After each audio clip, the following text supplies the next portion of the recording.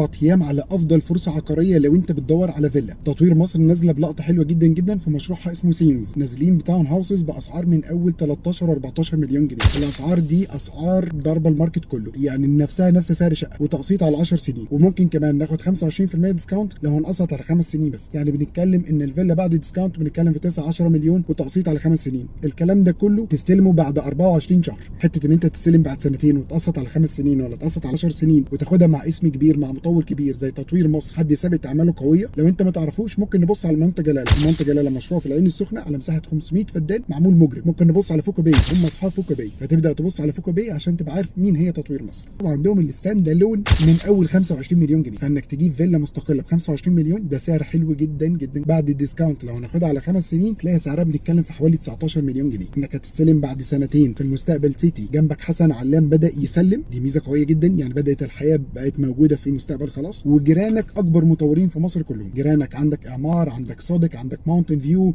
عندك بالمي هيلز، كل دول جيرانك. فكل ده بياد فاليو للمنطقه جدا جدا. فرصه حلوه لو انت نفسك تسكن في فيلا وحابب تعرف تفاصيل اكتر واكتر، ابعت لي على الواتساب دلوقتي.